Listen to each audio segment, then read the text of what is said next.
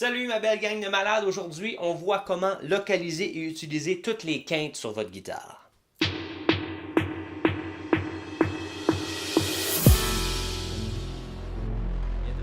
On va commencer avec la tonalité Mi. La grosse corde Mi, la note Mi. Vous connaissez vos octaves partout, c'est déjà vu. Les quintes, c'est presque comme les octaves, sauf qu'on ne saute pas par-dessus une corde. J'ai la corde ouverte. On s'en va à la corde suivante et on monte de 2 frettes, comme ceci. Alors, ce serait celle-là et celle-là. L'intervalle entre ces deux-là. À peu près cette distance-là ici du papier blanc. Donc, si on est en sol, l'intervalle est comme ceci. Okay, si on va en do, c'est le même intervalle partout. Et cet intervalle-là est vrai tout le temps, sauf quand on doit passer par-dessus la corde de Si dans nos intervalles. Voyons comment ça fonctionne. Mi et sa quinte. Le prochain Mi qui est à l'octave est ici, et sa quinte, juste en dessous ici. Okay, c'est le même intervalle.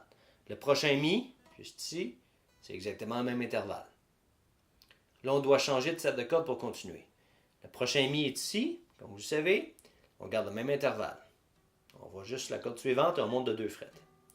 Le prochain Mi, qui est celui-là ici, notre intervalle passe par-dessus la corde de Si. Donc, on doit ajuster de 1 frette toujours vers là pour compenser à cause de la façon que la guitare est accordée. À place d'avoir ça ici, on écarte et on a notre intervalle de quinte qui se trouve ici. Et c'est terminé. C'est tout ce qu'on a besoin de savoir pour les quintes. Comme les tierces, il faut les savoir visualiser comme ceci et comme cela. La plupart du temps, en fait tout le temps, sauf exception, sur une guitare, prenons une note au hasard, on va prendre La. La note La, ici. Si je veux une quinte, ok, j'en aurais une, s'il y avait une corde ici, la prochaine corde, j'en aurais une là. Et l'octave de cette note-là plus grave se trouve juste au-dessus de la note. Alors, quand on est debout sur n'importe quelle note sur une guitare, si on monte de une corde vers le plafond, on a une quinte. Tout simplement. Si on est en sol, j'ai le sol ici, vous savez que ça c'est un sol, j'ai une quinte vers le plafond juste ici. Elle est facile à comprendre puisque cette note est la quinte de mon sol grave, mais elle est aussi la quinte de mon sol aigu. Là, je sais qu'il y en a qui viennent perdus parce que l'on dit est-ce que c'est une carte dans le fond. Ouais, pensez-y comme vous voulez, mais une façon simple d'y penser, c'est que cette note-là est la quinte dans la tonalité de sol, puisque c'est la 1, 2, 3, 4, 5e note de la gamme, et ça, c'est l'octave, tout simplement.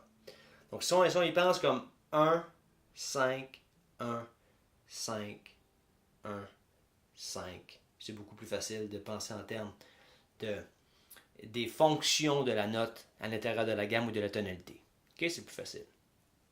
Alors ça, c'est comme ça qu'on fait. Maintenant, il faut compenser. Ok, mettons le La qui est ici. Tout à l'heure, on a vu que le La qui était ici. On avait juste à monter vers le plafond. Et on avait une quinte. Parfait.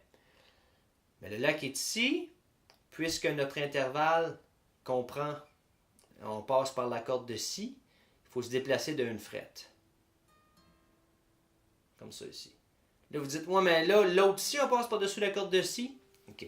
Ça, c'est une erreur que les gens font beaucoup.